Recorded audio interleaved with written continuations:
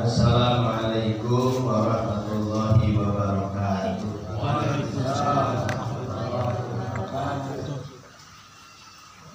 Alhamdulillahirabbil alamin wal 'aqibatu lil muttaqin wala udwana illa 'alal zalimin.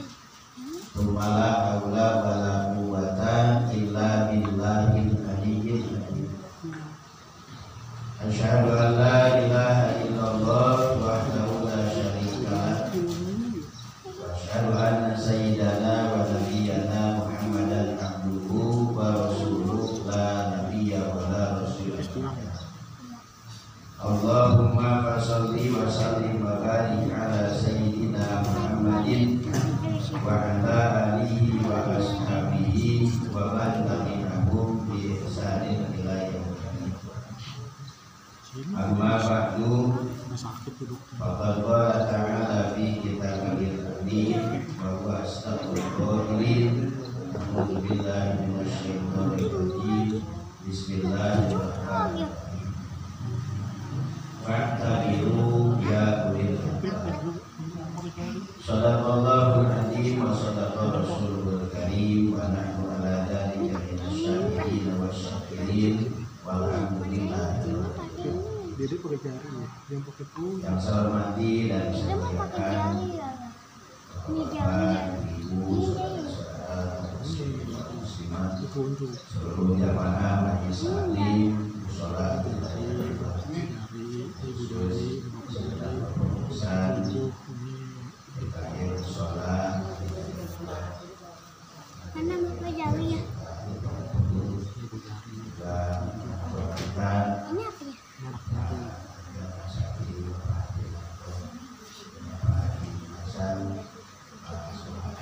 Satu lagi apa? Ini apa ya? Juga Pak Rudi Ini apa ya? Setiawan, Pak Rudi Irawan ya. Ini apa ya? Selaku Ketua Majelis Al-Adhan beserta Ini apa ya? Bapak Edi serta jamaah Majelis Hadifah dan juga dari Pak Presiden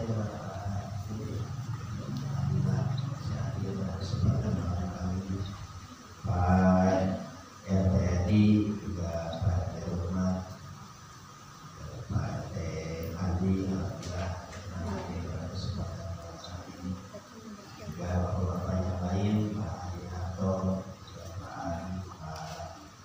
yang berhormat Bapak RT Rohani Bapak Andi Pak Mira Ibu Timpa aja. dan hampir sebulan sekali ya di rumah ya. Beliau ini sebetulnya Pak Ibu ini keluarga termasuk keluarga almarhum Pak Haji Muhammad Isa ya. Pak Muhammad Isa ini orang tua kita di Majelis Al-Adhan, salahnya dulu ketua beliau ini orang yang semangat luar biasa. Kemudian nantinya sampai sekarang tidak ada yang bisa lain. Hanya sering dikajian sebagai motivasi dan contoh juga suri toladan sehingga banyak mengalir yang tua bagi beliau. Mudah-mudahan dilakukan pengajian yang dilaksanakan oleh kami juga selalu berada dalam pertolongan dan kita Allah Subhanahu Wa Taala mengalirkan kebaikan bagi yang hidup juga mengalirkan pahala bagi yang sudah wafat, orang tua kita, para sepuh, para ulama, juga para tokoh yang sudah berada di Allah. Berada mereka semuanya kepada dalam maghfirah Allah Subhanahu Wa Taala. Amin. Dosanya dimaafkan salahnya, dimuliakan dalam badannya, terangkan kuburnya, bahagia dalam rahmat ridhonya dan mudah-mudahan berada di dalam tempat yang agung dan mulia di dalam surga. Bagi ibu yang hadir yang menyertai kita, karena kalau ada bapak-bapak pasti ibu-ibunya juga ada. Alhamdulillah. Mudah-mudahan kebersamaan kita di dunia menjadi bentuk usaha dan upaya kita agar kita bisa bersama-sama di akhirat di dalam ridho Allah Subhanahu Wa Taala. Bapak Ibu yang dirahmati oleh Allah yang tidak tersebutkan namanya, mungkin berarti ingin menggunakan bahasa tadi merupakan saya menggunakan ingin mempersingkat waktu saja untuk memaksimalkan karena waktu kita terbatas dari waktu sampai mari kita terlebih dahulu panjatkan puji dan syukur kita kepada Allah. Hari ini kita masih dianugerahi oleh Allah sehat walafiat, masih diberikan keimanan, masih diberikan rasa kepatuhan untuk bisa menjunjung tinggi ilmu yang Allah Subhanahu Wa Taala dan juga menjalankan kewajiban kita sebagai seorang muslim dan sebagai seorang muslimat untuk menjalankan tolakul ilmi, menuntut ilmu dalam bentuk kewajiban kita kepada Allah Subhanahu Wa Taala. Mudah-mudahan ilmu yang diperoleh dari guru-guru kita menjadi ilmu yang bermanfaat bagi pribadi, keluarga, lingkungan dan bagi masyarakat Allah Subhanahu Wa Taala. Salawat dan salam juga mudah-mudahan disampaikan kehadiran dalam Rasulullah bagi kita yang agung dan mulia Nabi Muhammad Sallallahu Alaihi Wasallam, pada seluruh keluarga, sahabat, para pengikutnya. Mudah-mudahan kita diberi menjadi bagian umatnya dan insya Allah nanti kita di hari kiamat Allah perkenankan kita dengan rahmat dan ridhonya melalui baginda Nabi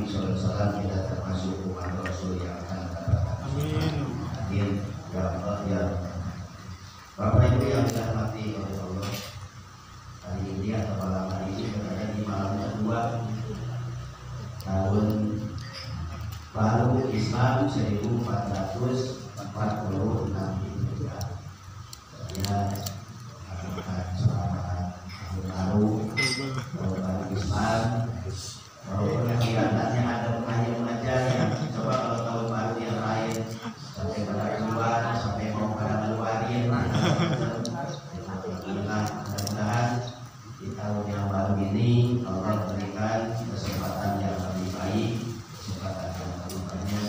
Tahun yang lama menjadi tahun yang baik, tahun yang baru ini menjadi tahun yang lebih baik. Mudah-mudahan Allah bersamakan kita di tahun yang baru ini dengan rahmat dan ridhonya bisa menambahkan nilai-nilai ubudiyah, amaliyah dan juga nilai-nilai sosial atas nama Allah Subhanahu wa Ta'ala.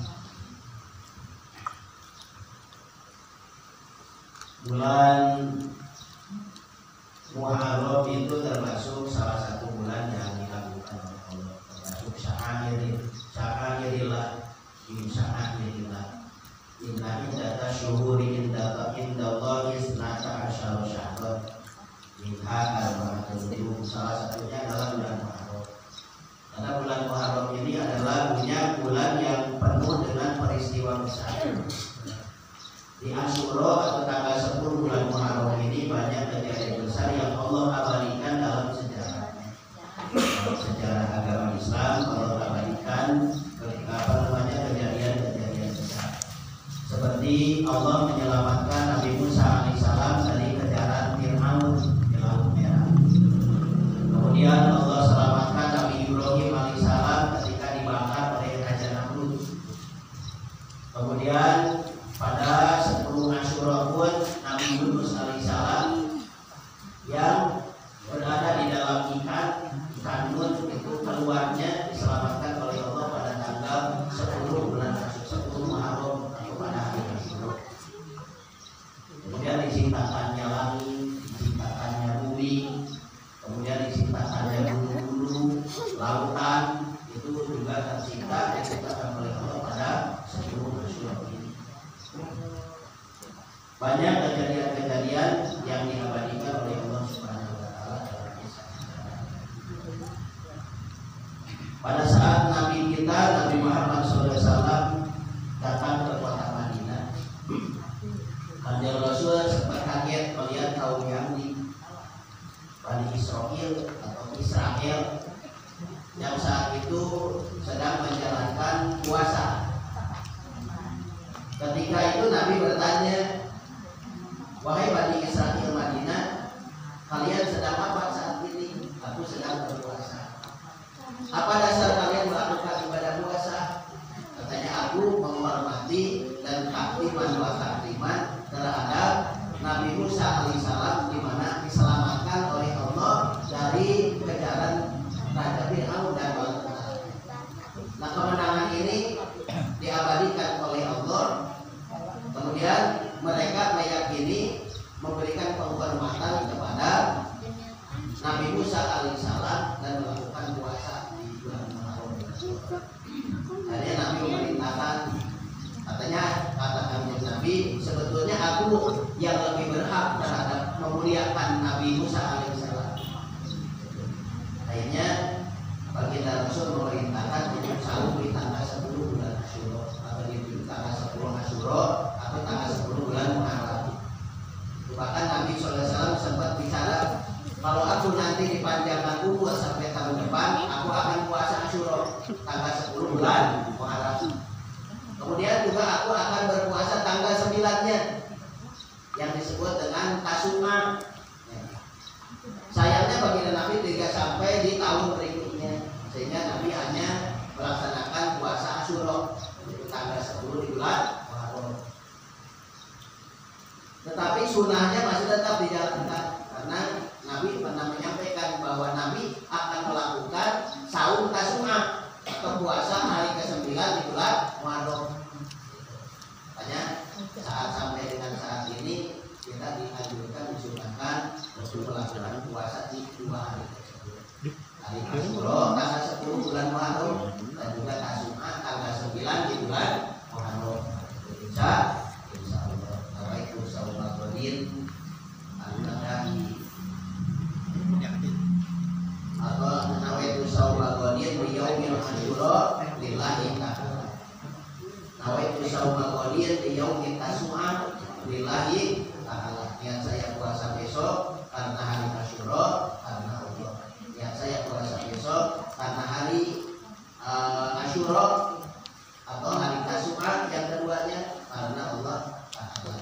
Kita berpuasa sama yang lainnya adalah puasa atau rukun dan syarat seperti puasa. Fadilahnya adalah siapa yang puasa Asyura, puasa tanggal 10 di bulan Muharram,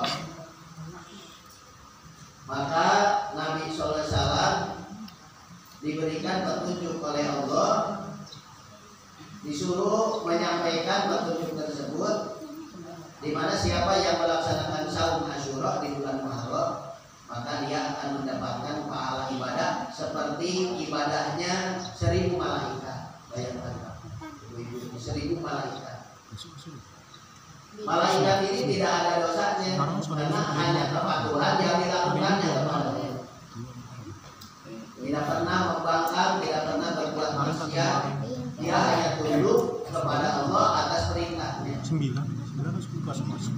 Yang saum Asyura ini akan diberikan pahala seperti pahala ibadahnya 1000 malaikat.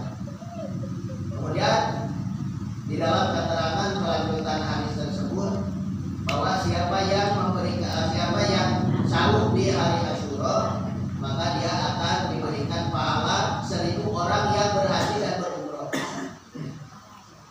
1000 orang yang berhaji dan berumroh. 1000 orang kira-kira sedikit atau banyak? Banyak banget. 1000 pahala seorang berhaji umroh pun banyak, apalagi sampai 1000 orang yang berhaji dan berumroh dengan umroh dan haji yang sempurna. Oleh siapa yang saum di hari Asyura, maka dia akan mendapatkan pahala 1000 orang yang mati syahid. Alhamdulillah keterangannya sudah jelas, kita tinggal melaksanakannya. Mudah-mudahan kita bisa melakukannya. Amin ya rabbal alamin. Dalam kalian sunnah ini Nabi menyebutkan, kalau kalian sanggup untuk melakukannya, lakukan. Tapi kalau kamu tidak sanggup, ya tidak usah dilakukan, karena hukumnya adalah sunnah. Sunnah itu makin tinggi makin baik. Mudah-mudahan pada kesempatan kali ini kita bisa melaksanakan saum Asyura dan juga saum Tasu'a.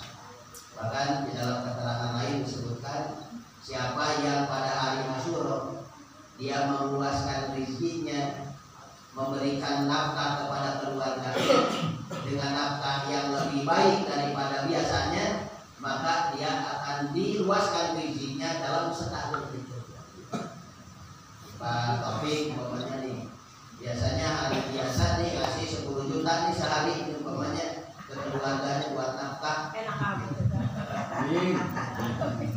Amin gitu. 10 juta, Buin udah ngebayangin 10 jutanya sehari. Nah pada hari itu diberikannya 15 juta. 15 juta hari itu karena hari Asyura.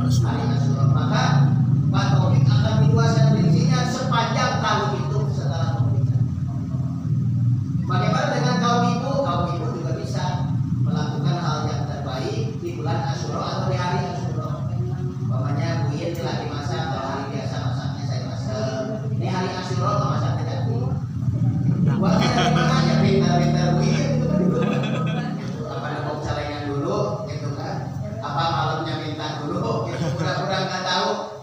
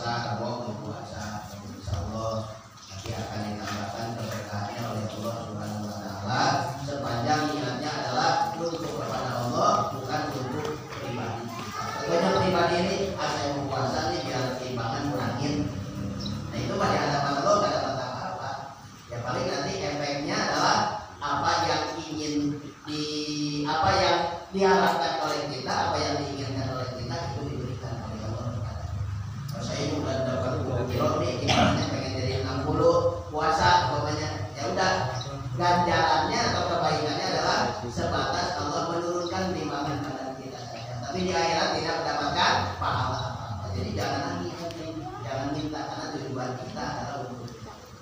Nah, supaya kita mendapatkan nilai ibadah juga, maka paham nilai niatnya adalah ibadah kepada Allah. Adapun imbas dan efeknya nanti berkurang timbangan, berkurang bobotnya umpamanya, itu adalah sebuah rahmat dari Allah Subhanahu wa taala kepada kita, di mana dunianya Allah memberikan, akhiratnya juga Allah memberikan. Amin ya rabbal alamin. Baik, Bapak sekalian yang dirahmati Allah, kita akan sampai kepada ta'alluq sifat 20. Berarti halaman 19 ya. Ta'alluq menurut arti bahasa ialah pertalian. Ta'alluq ini dari kata alaqo, ta'allaqo ya ta'allaqu, ta'alluqan, artinya kaitan, hubungan. Hubungan sifat 20 yang kemarin disebutkan dari mulai wujud, kidam, bako, mukhalafat lil hawadis sampai kaunuhu mutakabiman. Allah wujud, kidam, bako, mukhalafatul lil hawadis, liyamu bi nafsihi wa daliyat qudrat iradat.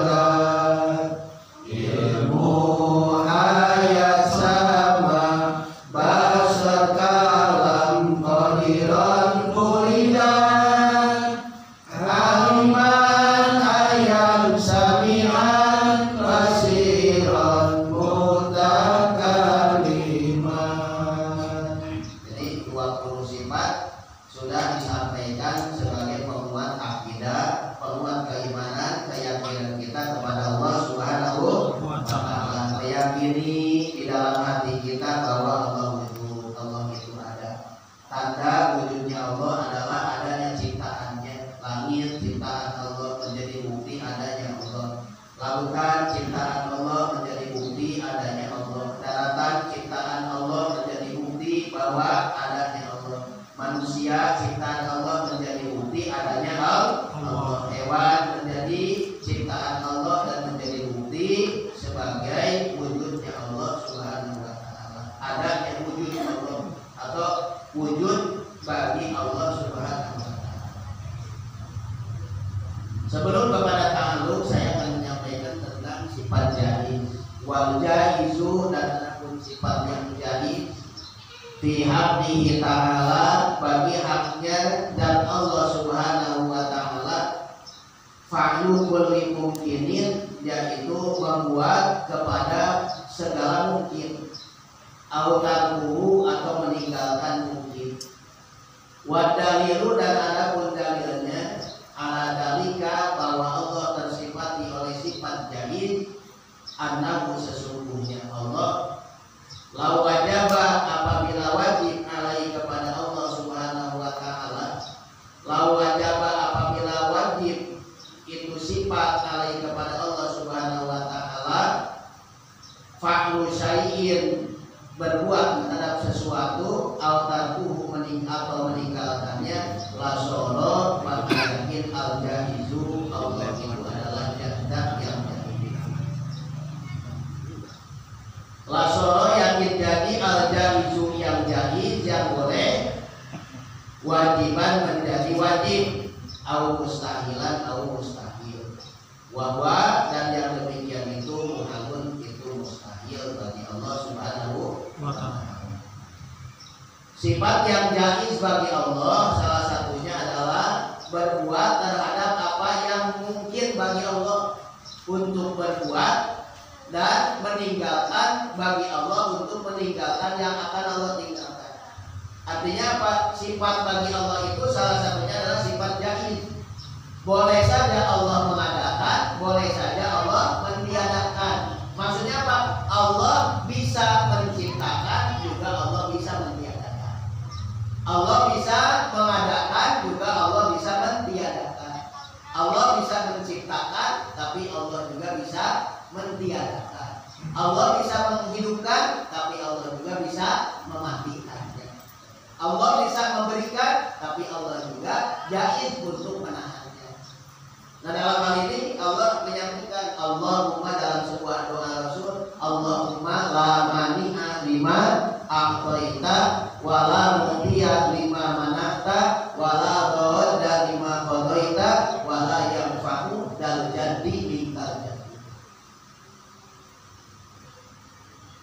Allahumma la mani'a. Allahumma ya Allah. La mani'a, tidak akan sanggup menolak. Lima a'toita, terhadap apa yang Engkau berikan. Wala mu'tiya, dan tidak sanggup untuk memberikan. Lima mana'ta, terhadap sesuatu hal yang Engkau tahan. Jadi apapun yang Allah berikan, seseorang tidak akan sanggup untuk menolaknya. Dan apapun yang Allah tolak, maka tidak akan seorang pun sanggup untuk memberikannya. Inilah sebuah akidah yang kuat yang harus ditanamkan di dalam hati kita. Manusia dianggap hebat ketika Allah menghebatkannya. Tapi ketika Allah melemahkannya, semua kehebatannya akan menjadi lemah. Karena itu jaiznya Allah, bolehnya Allah menguatkan kepada manusia dan melemahkan kepada manusia. Maka dalam satu kedudukan terkadang jangan jauh-jauh. Ketika Allah memberikan sehat, Allah cabut sehatnya menjadi sakit. Ketika Allah cabut sakitnya, kemudian Allah berikan sehatnya. Ketika Allah berikan kuat, maka Allah mencabut dengan lemahnya. Maka ketika kekuatannya dicabut, kelemahannya yang ada. Allah cabut lemahnya, kemudian Allah turunkan kekuatannya, maka lemahnya hilang, kekuatannya menjadi ada, menjadi timbul. Di sini menjadi dasar keimanan dan keyakinan kita kepada Allah. Siapapun di antara kita tidak akan ada yang sanggup melakukan hal apapun kecuali berada dalam kudrat Allah Subhanahu wa Ta'ala. Kalau Allah menghendakinya, maka terjadinya. Makana yakunu wa ma lam yakun wa ma lam yasha lam yakun. Apa yang dikehendaki oleh Allah akan terbukti, apa yang tidak dikehendaki semuanya tidak akan terjadi. Masya'a yakunu wa ma lam yasha lam yakun. Akan terbukti apa yang dibuktikan oleh Allah, dan tidak akan terjadi apa yang tidak dibuktikan oleh Allah. Manusia hebat kayak apapun, ketika Allah tidak memberikan kekuatan untuk sebuah keinginan, maka tidak akan terjadi apa yang diinginkan oleh seseorang. Maka manusia menjadikan sebuah dasar, manusia hanya berencana, Allah yang menentukan. Ini menjadi tanda bahwa kita sebagai manusia tidak mampu melakukan apapun kecuali apa yang dilakukan oleh Allah. Jadi hanya sekedar rencana saja. Bapak Ibu besok mau ke Ciputat, apakah kita yakin besok mau ke Ciputat? Belum tentu. Kalau Allah dengan takdirnya memberikan afalnya kepada kita besok untuk sampai di Ciputat, salah satunya dengan memberikan umur dari saat ini sebagai tambahan sampai hari besok, maka terjadilah besok kita berada di Ciputat. Tapi ketika Allah tidak menghendaki kita sampai di Ciputat dengan alasan bahwa kita tidak akan sampai karena waktu kita sudah habis, contohnya hari ini hanya dibatasi cukup sampai waktu jam 10 saja umpamanya, maka jam 10 itu menjadi batas akhir buat kita berada di sini. Sementara besok yang kita rencanakan itu kita tidak ada di sana karena Allah tidak mentakdirkan kita untuk sampai di sini. Kenapa? Karena umur kita sudah habis, atau bagian kita bukan untuk sampai di sana, tapi bagian kita ternyata direncanakan oleh Allah, datangnya bukan ke Ciputat tapi datangnya ke Muncul. Caranya? Ya caranya dengan cara Allah juga. Boleh jadi ada orang, ada teman nih, teman jam pagi-pagi jam 7 tuh. Jam 7 tiba-tiba telepon, Pak ada di rumah, ada, bisa aku minta tolong Pak, ini keluarga saya ada yang kena musibah, ini perlu ditolong. Di mana tempatnya? Di Muncul. Malam pernah nggak kita merencanakan mau ke Muncul? Nggak pernah kita merencanakan ke Muncul karena rencana kita mau ke Ciputat besok. Nah inilah disebut rencana Allah beda dengan rencana kita. Rencana kita beda dengan rencana Allah. Kita mau besok mau ke Ciputat. Kata Allah, siapa bilang kamu ke Ciputat? Orang besok kamu mau saya antar ke kemana ke Muncul. Akhirnya datang terjadilah. Akhirnya apa? Rencana kewajiban batal karena ada yang urgent harus dipenuhi untuk berada di Muncul. Akhirnya kemana berangkatnya? Muncul.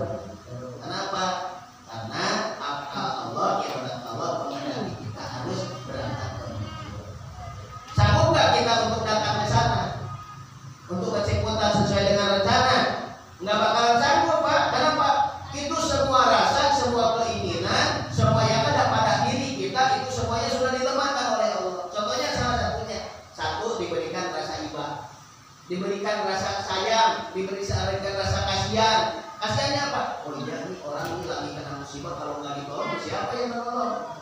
Ini alasan Allah kepada kita supaya kita bisa menolong dan bisa sampai di kota di Muncul. Padahal kita punya keperluan untuk datang di Ciputat. Terus apa lagi? Allah berikan kepada kita keyakinan. Ya udah ke Muncul aja, ke Ciputat masih besok bisa besok lagi. Gitu. Masih ada waktu, ini perlu hujan nih, harus ditolong, harus dibantu. Nah disitulah alasan-alasan Allah memberikan alasan kepada kita untuk melemahkan keinginan kita sampai di Ciputat, yang pada akhirnya tujuan kita berada di Muncul. Nah ini kuatkan di dalam keyakinan kita, hal itu bisa terjadi karena jaiznya Allah itu boleh jadi Allah memberi, boleh jadi Allah menolong, boleh jadi Allah mencipta, boleh Allah mentiadakan. Jadi bisa menciptakan atau mentiadakan ciptaannya, bisa menghidupkan ciptaannya, bisa mematikan ciptaannya, bisa menggeserkan ke arah barat dari arah selatan, atau bisa menggeserkan dari selatan ke arah barat atau ke semua penjuru. Ini disebutnya apa? Disebutnya jaiz, sifat jaiz bagi Allah. Jadi bisa mengadakan, boleh, artinya mungkin Allah mengadakan, mungkin juga Allah mentiadakan. Jadi mungkin wujud, kemudian mungkin juga ada wujud mentiadakan yang ada. Jadi yang ada bisa terjadi, yang tidak ada juga bisa terjadi. Terjadi yang bisa terjadi ada, terjadinya bisa terjadi tidak ada. Memang kalau ilmu tauhid ini jelimet Pak. Itu muter-muter kadang-kadang ya banyak yang tidak masuk di mana? Masuk di akal.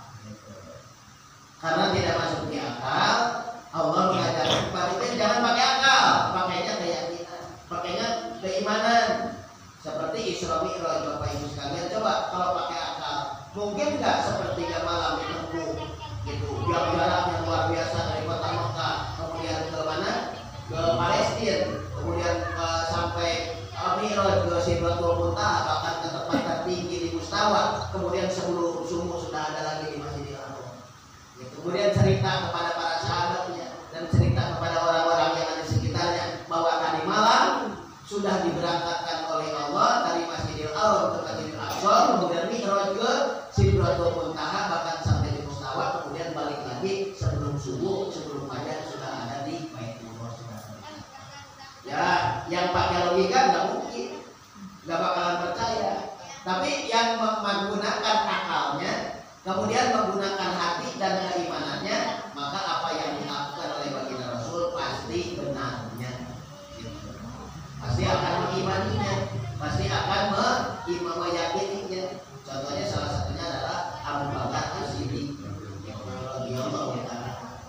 Jadi ketika disampaikan kepada Abu Bakar bahwa tadi malam Kamis Isra dan Mi'raj, ya Abu Bakar lah orang yang pertama kali meyakini, mempercayai apa yang dikerjakan oleh baginda Rasul dan disampaikan kepadanya. Jangankan dari itu, katanya, kata Abu Bakar, lebih daripada itu pun kalau engkau yang melakukannya, aku percaya sebetulnya. Hebatnya Abu Bakar As-Siddiq, jika dia mendapatkan gelar As-Siddiq, orang yang membenarkan terhadap perjalanan baginda Nabi Muhammad SAW ketika Isra wal Mi'raj. Dari mana tadi? Sifat jaiz.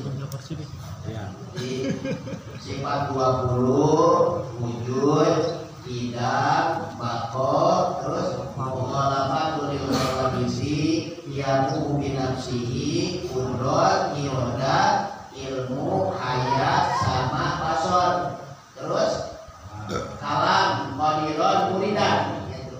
Terus sampai aliman, hayat, samian. Kemudian kaunuhu qadiron, kaunuhu muridan, kaunuhu aliman, kaunuhu samian, kaunuhu basiran, sampai kaunuhu akaliman 20 sifat. Dan 20 sifat ini harus ditanamkan dalam hati santri kita sebagai jalan keimanan kepada Allah. Jadi jangan sampai kita tidak yakin. Makin dekat kita kepada Allah, makin nikmat menurut orang-orang yang sudah dekat dengan Allah Subhanahu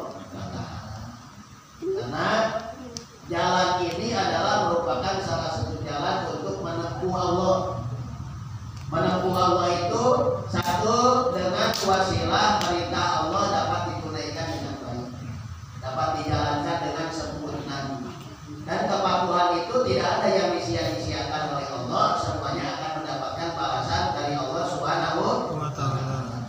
Ittaqullah haqqa tuqatih wa la tamutunna illa wa antum muslimun. Ini ajakan Allah, perintah Allah agar kita tetap beriman, tetap bertakwa dan tetap menjalankan dinul Islam, bahkan Islam ini terbawa sampai akhir hayat, terbawa sampai meninggal. Karena meninggal dalam keadaan Islam itu adalah meninggal husnul khotimah, meninggal dalam keimanan, meninggal dalam ketakwaan, meninggal dalam syahadah Allah, meninggal dalam syahadah para malaikatnya Allah, dan juga syahadah disaksikan oleh nabi-nabi Allah, oleh orang-orang yang soleh, dan juga oleh orang-orang yang dekat kepada Allah Subhanahu wa taala. Sebuah kenikmatan yang sangat besar. Membiasakan kebaikan juga menjadi perintah dari baginda Rasul Nabi Muhammad SAW. Karena Nabi selalu mengingatkan, wahai umat-umatku, kerjakan kebaikan, kerjakan amal soleh, karena setiap di antara umatku nanti itu akan diwafatkan dalam kebiasaannya masing. Mudah-mudahan membiasakan diri hadir di majelis taklim menjadi akhir kebiasaan kita nanti menuju hadirat Allah Subhanahu wa taala. Boleh jadi kita diwafatkan sedang berlaku diri, boleh jadi kita diwafatkan dalam keadaan sedang mengaji, boleh jadi kita diwafatkan dalam keadaan sedang membaca Al-Quran, boleh jadi kita diwafatkan oleh Allah sedang berzikir, boleh jadi kita diwafatkan sedang sholat, boleh jadi kita diwafatkan sedang bertasbih, bertahlil, memuji kepada Allah, boleh jadi kita diwafatkan sedang membaca sholawat kepada Nabi Muhammad SAW. Kenapa diwafatkan dalam bacaan sholawat? Karena terbiasa bersholawat kepada Nabi. Kenapa wafatnya ketika sholat, ketika sedang melaksanakan ibadah? Karena dia membiasakan diri sholat dan ibadah. Kenapa dia wafatnya dalam keadaan berzikir? Karena membiasakan diri berzikir kepada Allah Subhanahu wa taala. Fadhkuruni azkurkum washkuruni wala takfurun. Ingatlah dirimu, ingatlah kepadaku sebagai zat yang senantiasa memberkati. Kepadamu kita harus share ke YouTube. Dengan amalia, dengan wibawa, langsung membandingkan ke awal lagi. Allah Subhanahu wa taala. Kan ada yang 360 hari itu digusut. Siapa yang mengingat Allah dalam kondisi senang, maka dia akan diingat oleh Allah dalam kondisi susah. Siapa yang mengingat Allah dalam kondisi susah dan senang, maka dia akan diingatkan oleh Allah, akan diingat Allah dalam kondisi senang dan susah. Selalu berada dalam sampingannya Allah Subhanahu wa taala. Amin ya rabbal alamin. Mudah-mudahan kita mendekatkan diri kepada Allah dengan kekuasaan kita, dengan kemampuan kita, yang semua itu merupakan jalan untuk mendapatkan ridho dan rahmat Allah Subhanahu wa taala. Mudah-mudahan kebersamaan kita ini akan menjadi sebuah kebersamaan yang akan menyatukan rahmat ridho Allah dan menjunjung tinggi nilai-nilai kemuliaan dan amalan, sehingga nanti kita dikirim menuju jembatan yang akan memasukkan kita, menyeberangkan kita dalam rahmat dari Allah Subhanahu wa taala. Dan juga sebagaimana dari Allah dan sabda Rasulullah SAW, siapa yang datang ke tempat ilmu, siapa yang datang ke majelis zikir, siapa yang datang ke majelis taklim, maka dosa-dosanya akan diampunkan. Mudah-mudahan dosa kita diampunkan, kesalahan kita dimaafkan, kelalaian kita Allah hilangkan, dan juga mudah-mudahan Allah tetapkan kita dengan ridhonya, beramal dan beribadah dalam penuh ketaatan dan keikhlasan di dalam menjalankan ridho Allah Subhanahu wa taala senantiasa tercurah kepada kita. Amin ya rabbal alamin. Sepertinya tidak akan sampai kepada ta'aluk sifat dua huruf. Memang waktunya sudah akan masuk di waktu sholat isya, dan pada kali ini saja yang dapat disampaikan pada kesempatan malam kali ini. Hari mudah-mudahan kita berdoa kepada Allah, kita mohon di tahun baru hijrah ini, mudah-mudahan Allah hijrahkan kita dari yang baik menuju yang lebih baik, dari yang sulit menuju kemudahan, dari yang pahit menjadi yang manis, dari yang susah menjadi yang mudah, dari yang sedikit menjadi yang banyak, dari yang kurang sempurna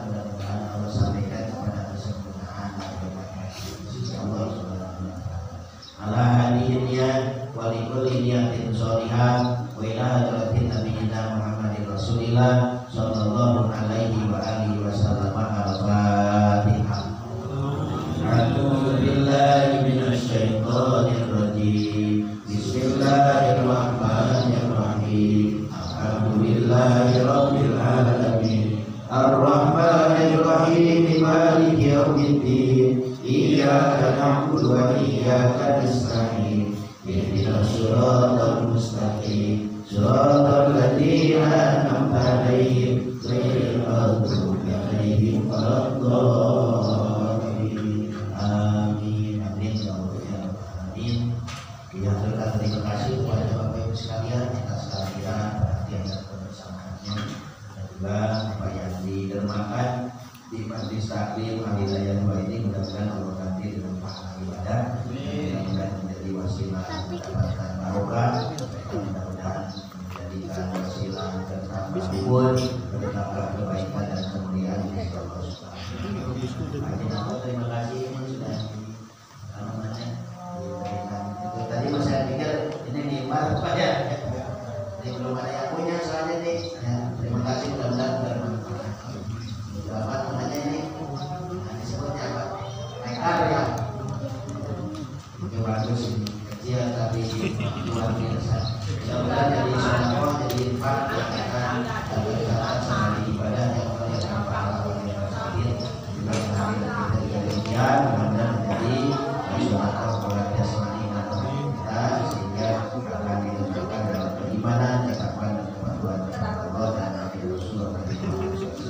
Apabila ada yang baik itu semata-mata kebaikan dari Allah, mari kita sama-sama ambil dan manfaatkan. Apabila ada yang buruk dan salah itu semata-mata keburukan dan kesalahan pribadi saya yang menyampaikan. Mohon dibuatkan